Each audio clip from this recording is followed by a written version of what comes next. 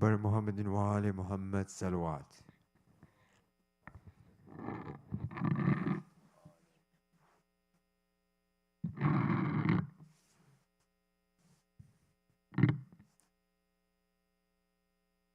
أعوذ بالله من الشيطان الرجيم. بسم الله الرحمن الرحيم. عما يتساءلون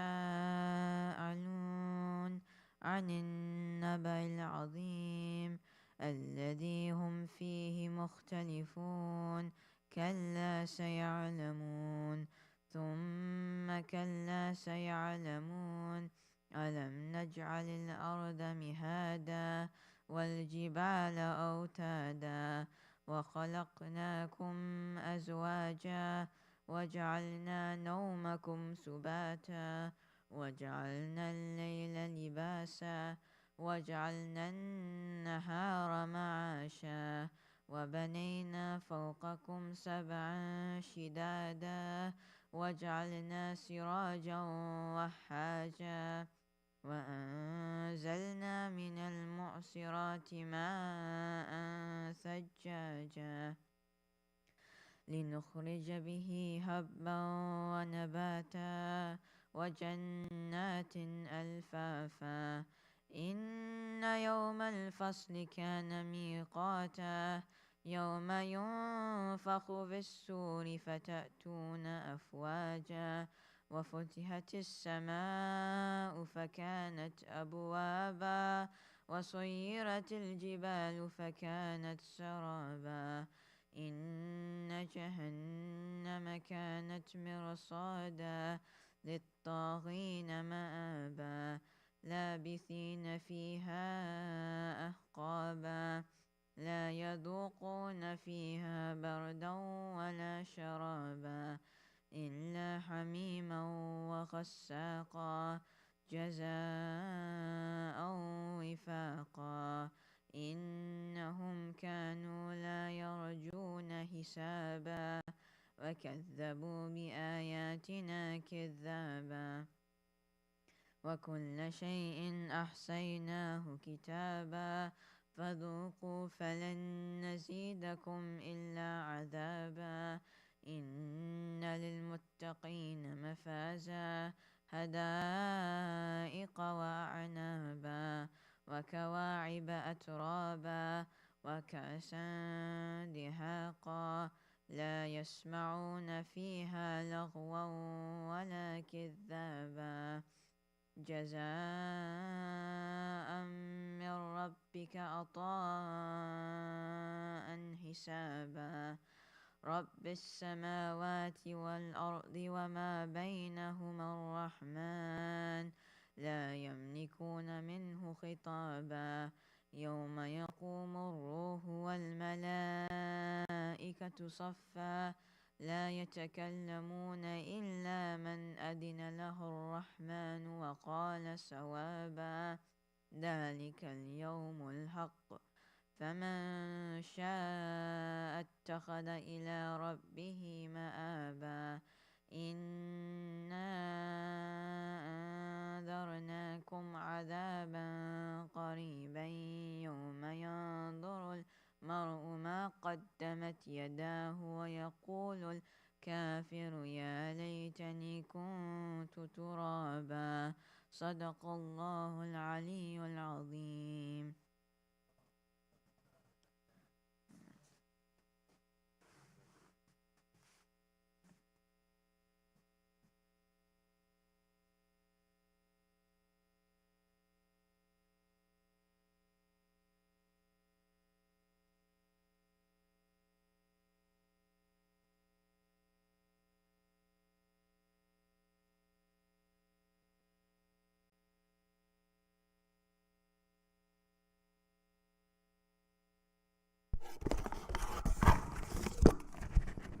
بر محمد وآل محمد صلوات.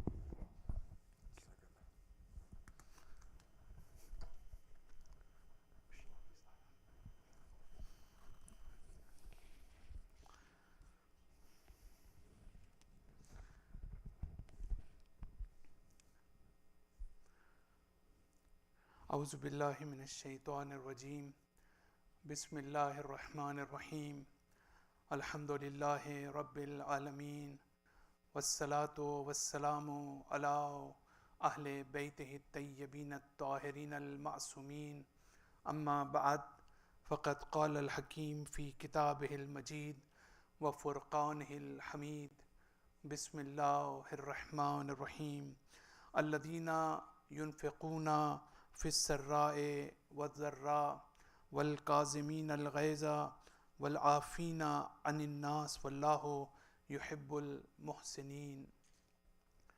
Dear brothers and sisters, I congratulate you on this auspicious day of birth anniversary of our seventh Imam, Imam Musa Kazim alayhi salam.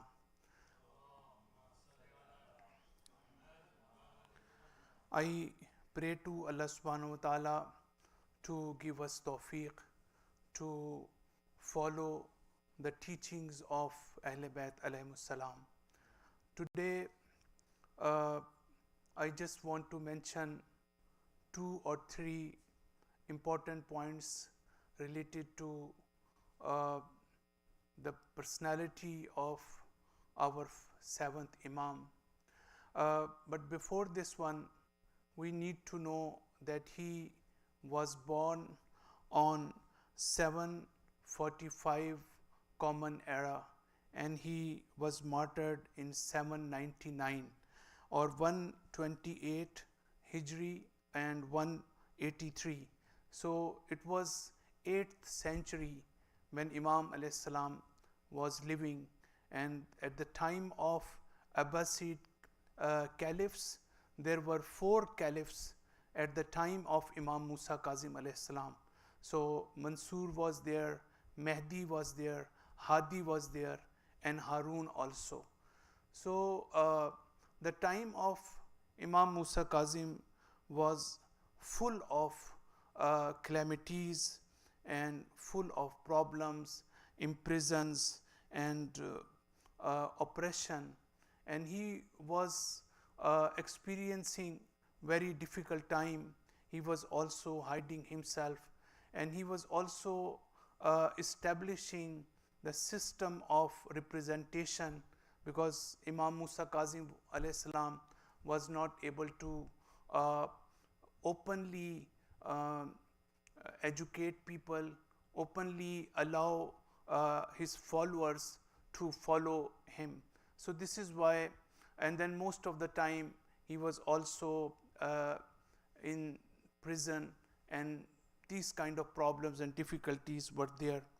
But from moral and ethical side, his level of tolerance, his level of patience, and his level of morality, ethics and spirituality is very important for us to understand and work on this one, and especially the title of Imam Musa Kazim alayhi salam, al-Kadhim. So in the beginning, I want to mention something about the title of al-Kadhim. What is the meaning of al-Kadhim or al-Kazm or Kazam? This word is from Arabic, and we also have in Urdu, in Persian as well. But I think most of us may not be aware of exactly the meaning of Kazm, and we have apparent translations even in the Quran which are not able to represent actual meaning of the word Kazm. So this is why, if we understand exactly what is the meaning of Kazm, or then we will be in a better position to understand the level and status, morally and ethically and spiritually, status of Imam Musa Kazim alayhi salam. And a lot of examples are there. I don't want to give these examples, but I want to mention that apparently if you go even in some of the English Qurans, you will see we are easily writing that al-Kazimin or Kadhim, the one who is suppressing the anger, for example. So if you are suppressing anger, and we are thinking that Imam Musa Kazim alayhi salam means that he was able to suppress his anger, so it is not the right translation. Even we know from psychological point of view, suppressing anger is not a good thing. So if you are suppressing your anger and you are not resolving this issue, it means that you are unable to address the issue of your anger or in your anger management.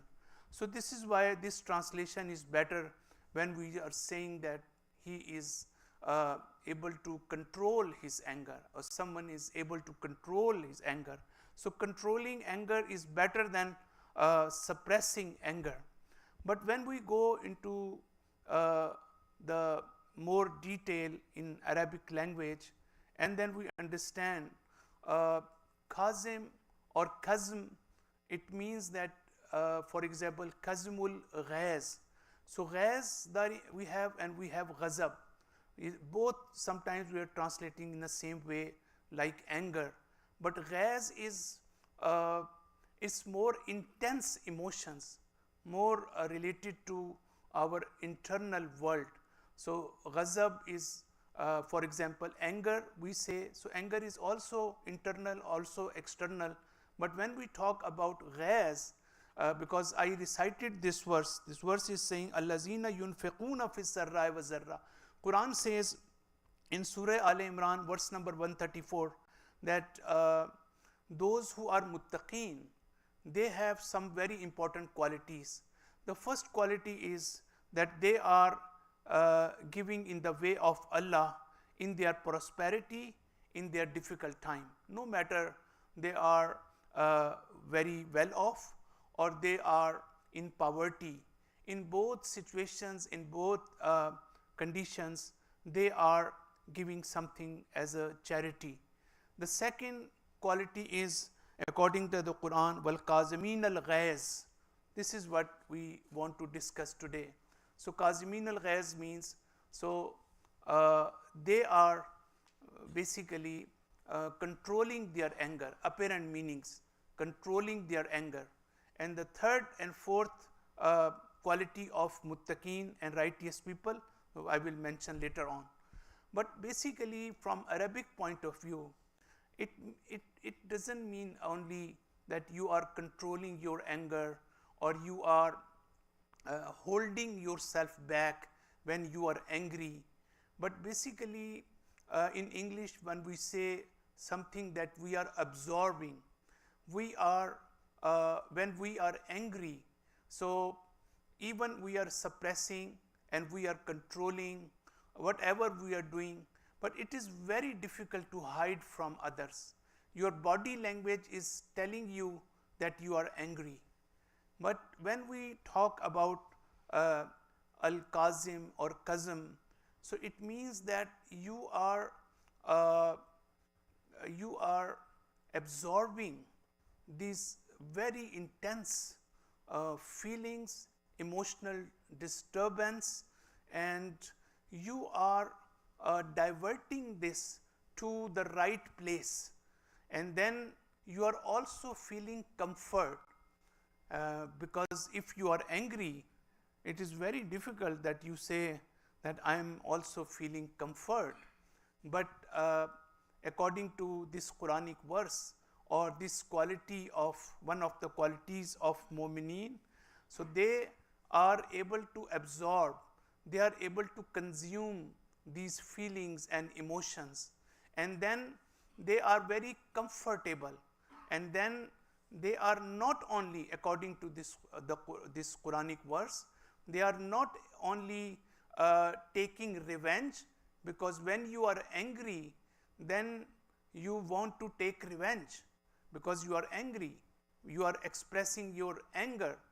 But according to this verse or this word, which is the title of Imam Musa Kazim alayhi salam, you are not only not taking revenge from other person, but you are also showing kindness, you are also showing compassion, you are also showing mercy to this person. And not only this one, but you are also forgiving this person. Not only you are forgiving this person, but you are also doing ihsan to this person. So these are the manifestation of when you are controlling your anger, in the sense but the word is used in the Quran. So again I will say, we are not only taking revenge, but also showing kindness or compassion, and not only kindness and compassion, but you are forgiving other person. It's very difficult that you are angry on someone and then you are showing your compassion as well, empathy as well, or you are forgiving this person, or even you are doing something good for this person, to this person. So this is what we need to understand here. The second thing is, there is a very important verse, because sometimes we understand the actual meaning of any word through some other Quranic verses. For example, this verse is related to Prophet Yaqub alayhi salam, and Quran says, وَأَبْيَزَّتْ عَيْنَاهُ مِنَ الْحُزْنِ فَهُوَ كَظِيمٌ. So Hazrat Yaqub alayhi salam, you know that he became blind, and he became blind because of, Quran is saying, because of huzn, because of grief and sadness. And then وَهُوَ كَظِيمٌ, and then word kazim or kazim is also used here. So exactly when we are saying that you are controlling your anger, you are holding back, or you are absorbing, whatever you are saying, but the context is very important. Normally when we have this resentment, or we are, for example, this kind of agitation we have internally, so this is because of anger. So we become angry on something, but sometimes you are becoming angry because, not because of that enmity, because you are there is a resentment, but because you are in sadness and grief. Can we little bit try to imagine this one? How is it possible that because of grief and sadness I am angry, or I am showing my anger? So this is, or for example, I am controlling my anger.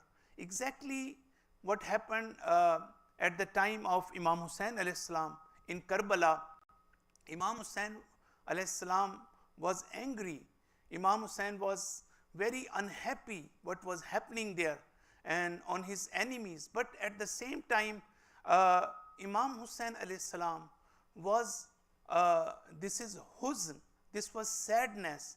He was not happy that why his enemy is going to do this and earning hellfire and then inviting the punishment of Allah subhanahu wa ta'ala. So Imam Hussain alayhi salam was also controlling his anger, but at the same time it was because of sadness, because of Imam Hussain alayhi salam was in grief. So this is a very important aspect that we understand from the story of Prophet Yaqub alayhi salam.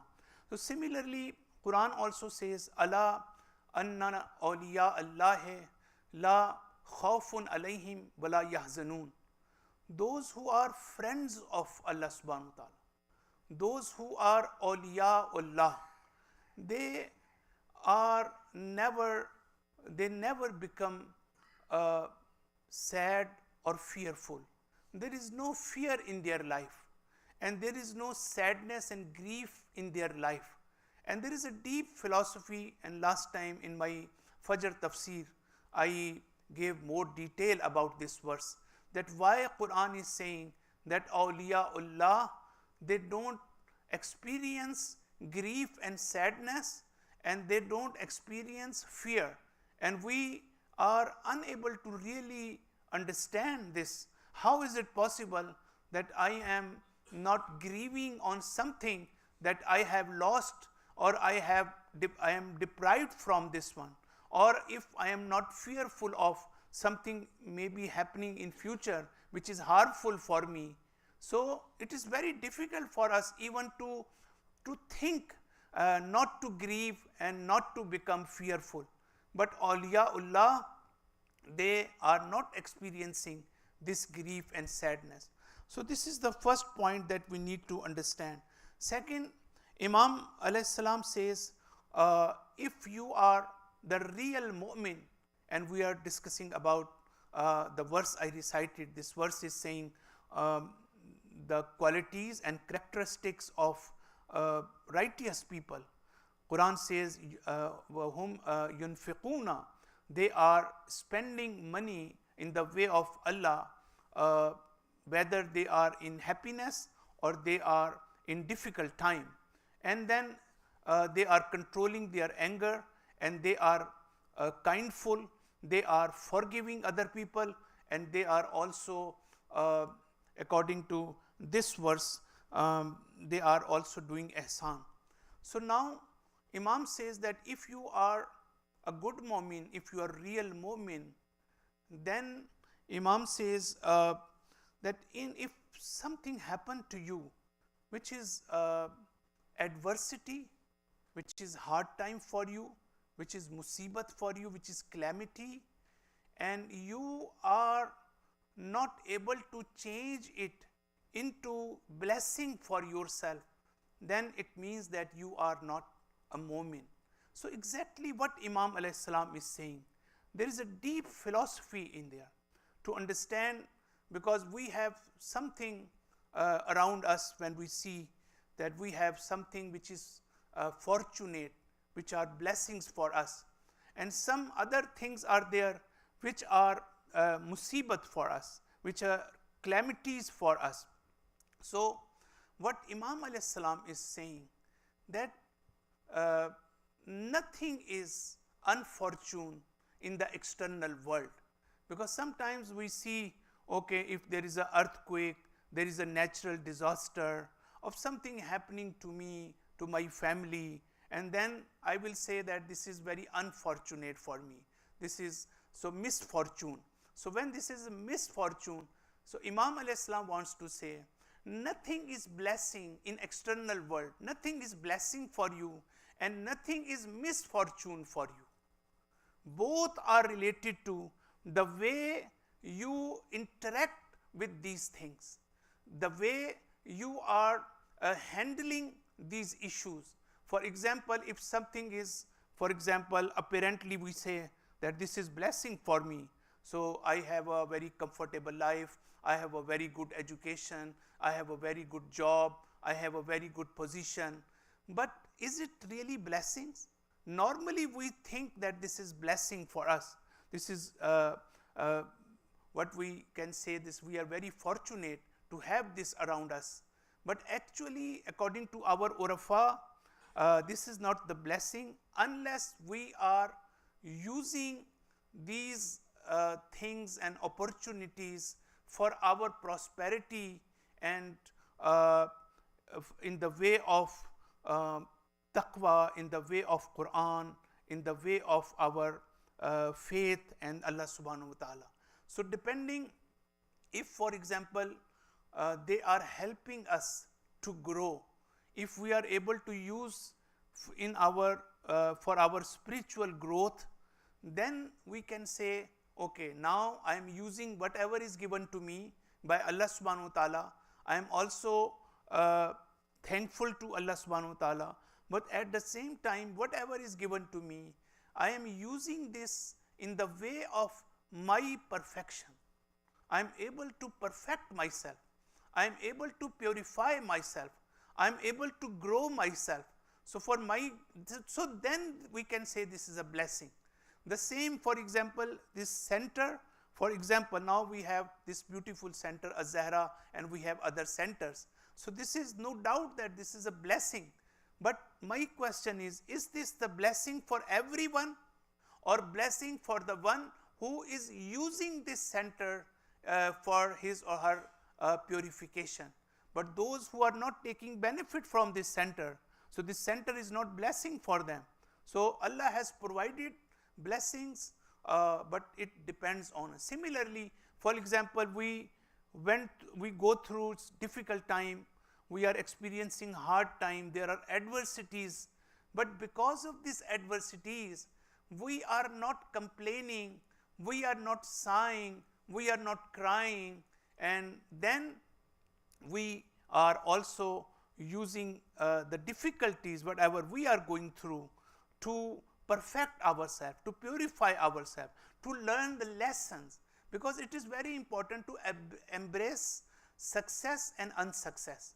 Why we should embrace both?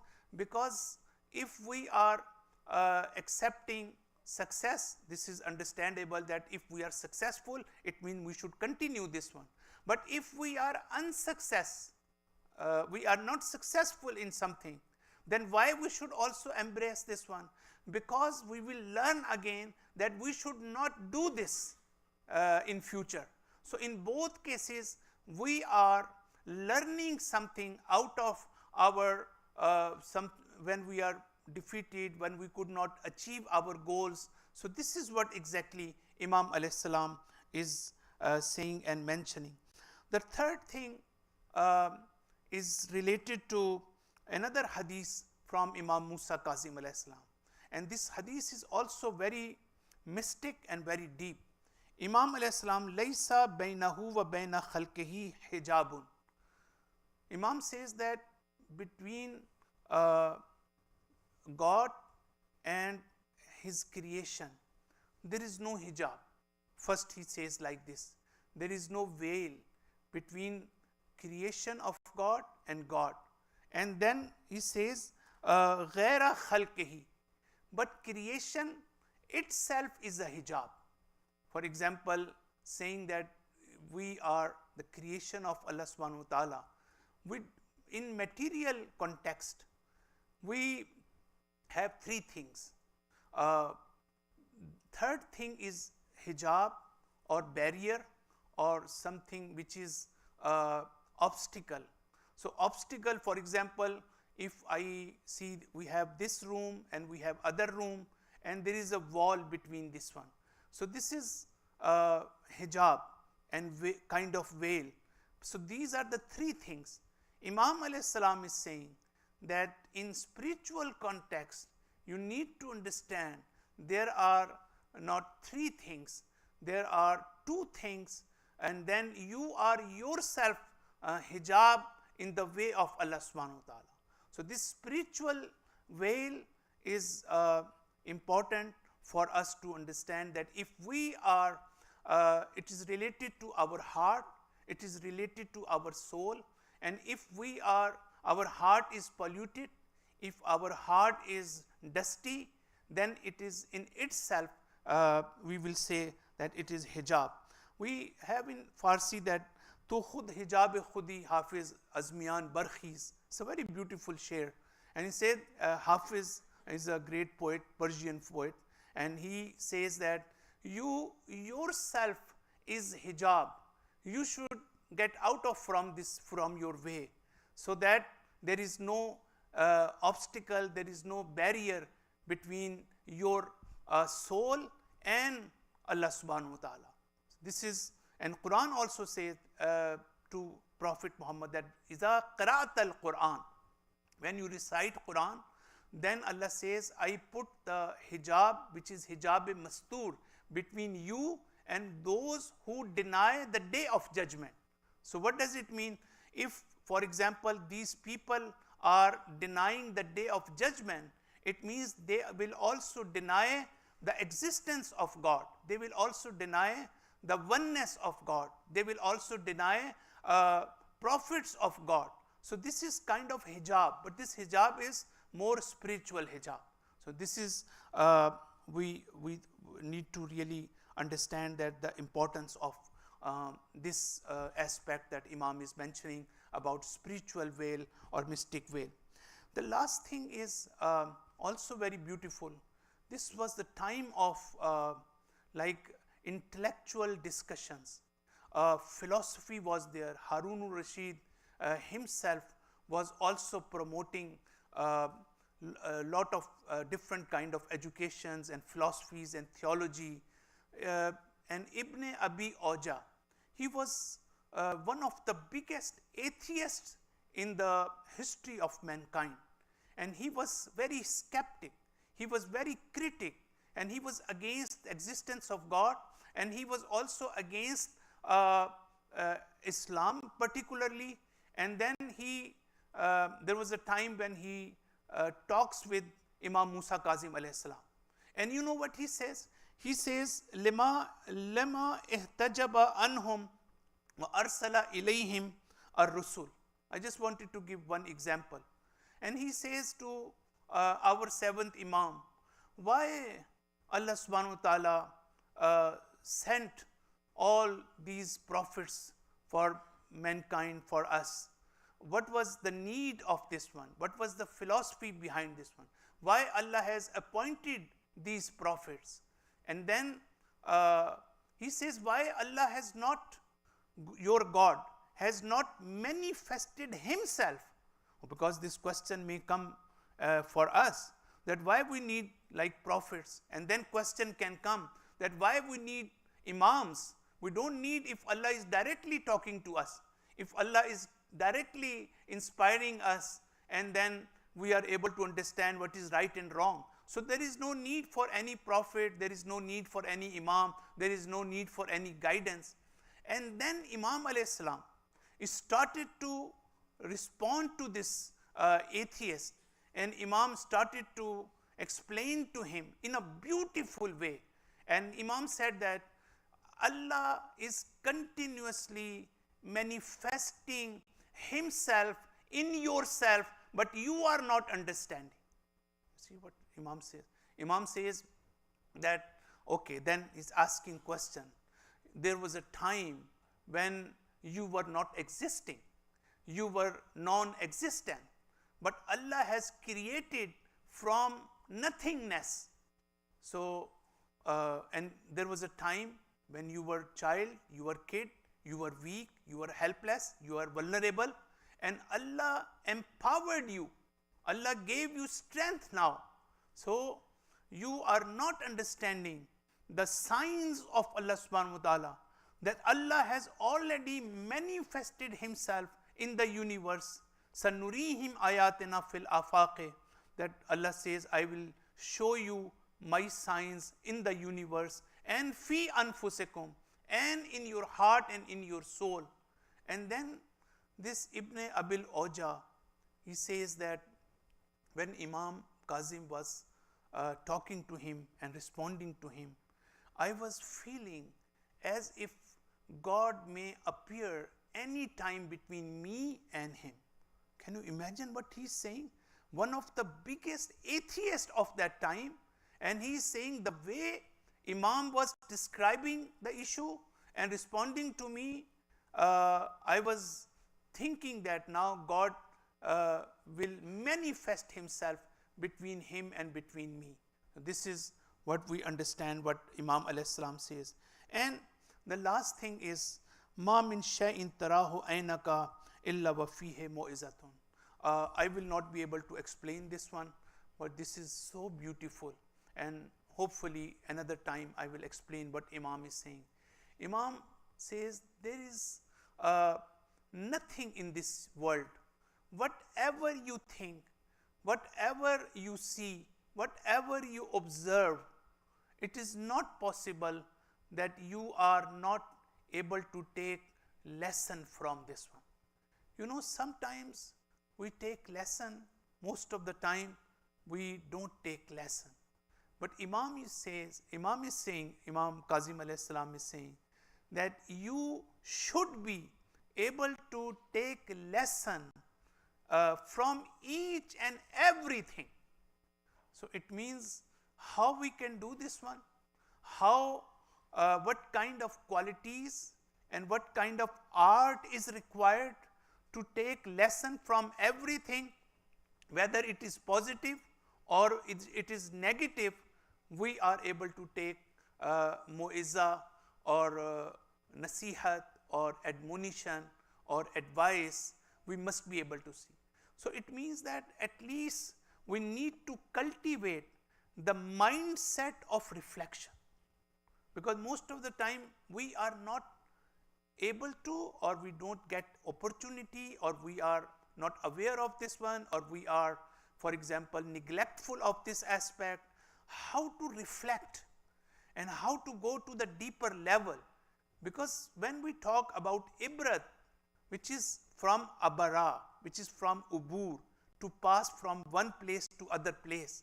So whenever Imam is saying that you can learn something, it means there is each and everything has batin, has deeper level.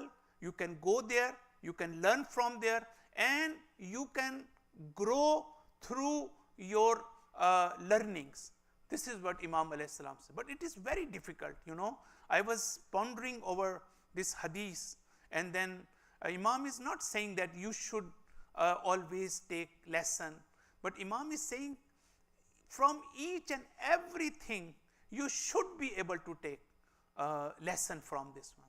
So it is really helping us a lot. It is providing lot of comfort to us and making us more peaceful, because it is related to our spiritual development, our spiritual growth, and our upbringing. So this is why I think that tonight, even if we pay attention to this hadith, we are learning a lot. I pray to Allah subhanahu wa ta'ala to accept our amal and ibadat. I pray to Allah subhanahu wa ta'ala to enlighten our heart with the teaching of Quran, with the teaching of Ahl Bayt alayhi salam. I pray to Allah subhanahu wa ta'ala for the fast recovery of those who are sick and ill. I pray to Allah subhanahu wa ta'ala to shower His mercy upon those who have passed away. I pray to Allah subhanahu wa ta'ala to remove the suffering from those who are experiencing difficult time. And I pray to Allah subhanahu wa ta'ala to give us strength, patience, and power so that we could overcome our challenges. And I pray to Allah subhanahu wa ta'ala for the reappearance of Imam Zaman alayhi salam. Wa sallallahu ala Muhammadin wa ala alihi tayyibin at-tahirin al-masumin.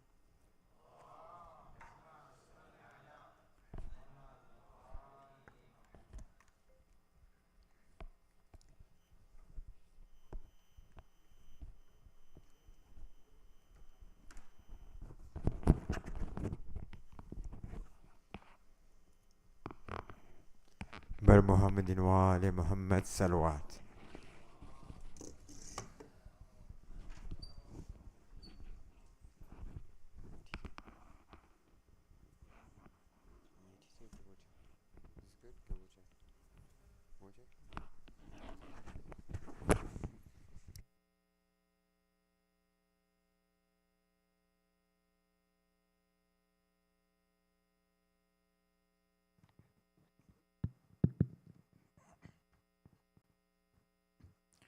بر محمد و آل محمد صلوات. محمد و آل محمد و عجل فرجهم. Assalamu alaikum wa rahmatullahi wa barakatuh. Khushali Mubarak to all of you. इंशाअल्लाह मैं सातवें इमाम पर इमाम मूसा काज़िम अलैहिस्सलाम की बारगाह में और वक्त इमाम की बारगाह में इमाम मूसा सलाम के बारे में चंद अशार पेश करता हूँ. एक बार दुरूद पढ़ दे बर मोहम्मद व आल मोहम्मद.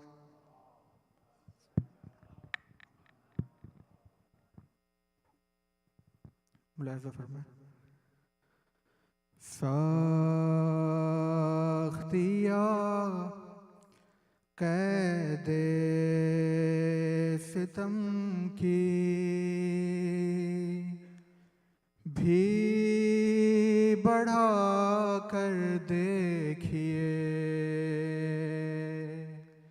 साख्तिया कैदे सितम की भी बढ़ा कर देखिए. لا کی ہی تسبیح ہوگی ان کے لب پر دیکھیے، اور آج علم مرتضیٰ کو وارث نو مل گیا، آج علم مرتضیٰ کو ایک اور وارث مل گیا، جعفر صادق کے گھر کا آج منظر دیکھیے،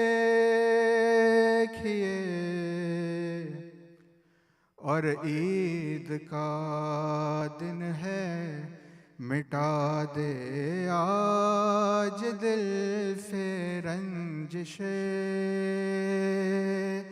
آج تو ایک دوسرے کو مسکرا کر دیکھیے، اور شعر ملاحظہ فرمائیں کہ پھول ہے بارہ مگر ان سب کی خوشبو ایک ہے، پھول بارہ ہے مگر ان سب کی خوشبو ایک ہے، ہو بہو کاظم کی سیرت میں پیغمبر دیکھیے،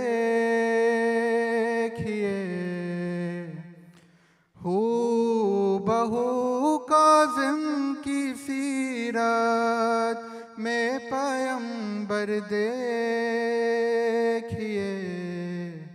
اور آپ ان کی علمیت کو دیکھ کر حیران ہو، آپ ان کی علمیت کو دیکھ کر حیران ہو، جس میں یہ پلتے رہے جائے وہ گھر دیکھیے، اور کس طرح تسبیح کرتی ہے در و دیوار ساتھ، ایک نظر زندان میں کاظم کو آ کر دیکھیے،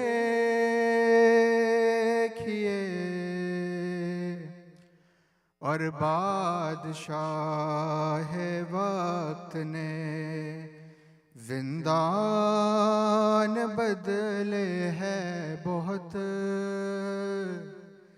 بادشاہ وقت نے زندان بدلے ہیں بہت، ایک قیدی سے ہے اس کو کس قدر ڈر دیکھیے، اور موسی کاظم کی چوکھٹ پر جھکائے ہو جبھی،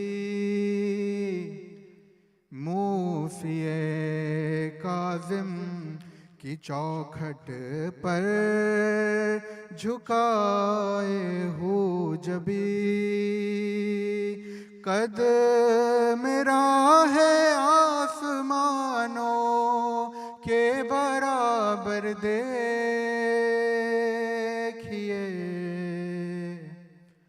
اور راستہ توحید پر چلنا کوئی آسان نہیں، راستہ توحید پر چلنا کوئی آسان نہیں، طالب دنیا اگر ہے اور کوئی در دیکھیے.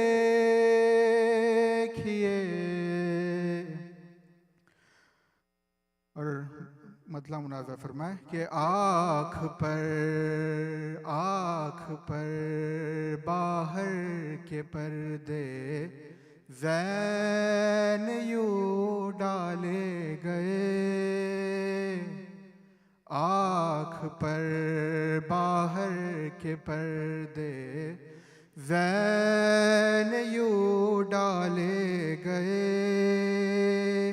آپ کو یہ ہو اشارہ اپنے اندر دیکھیے.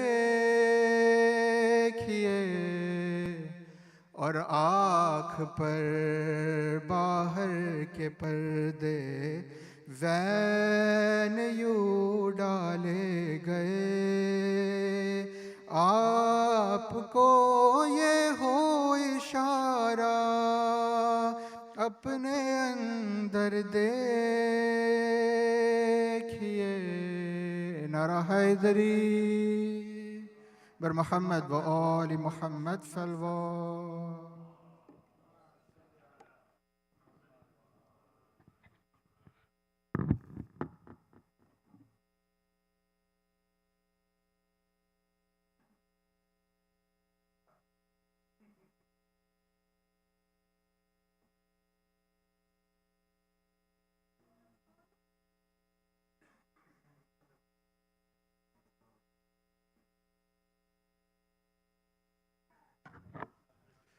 Brother and sister, if I can ask everyone to please rise for ziyarat. Thank you.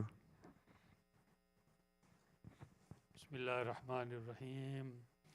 السلام عليك يا رسول الله. السلام عليك يا أمير المؤمنين. السلام عليك يا فاطمة الزهراء. السلام عليك يا حسن المتبع. السلام عليك يا أبا عبد الله والأرواح التي حلت بفنائك. عليك مني سلام الله أبدا ما بقيت وبقي الليل والنهار، ولا جعله الله آخر العهد مني لزيارتكم.